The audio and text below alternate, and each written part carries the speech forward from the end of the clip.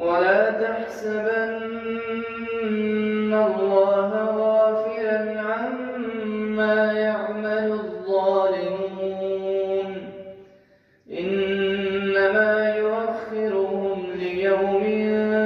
تشخص فيه الأبصار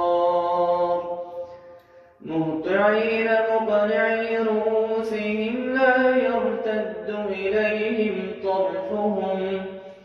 وأفئدتهم هواء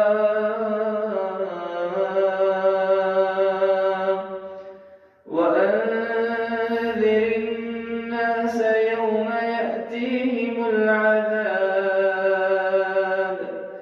فيقول الذين ظلموا ربنا أخرنا إلى أجل قريب نجب دعوتك ونتبع الرسل أولم تكونوا أقسمتم من قبل ما لكم من زوال وسكنتم في مساكن الذين ظلموا أنفسهم وتبين لكم كيف فعلنا بهم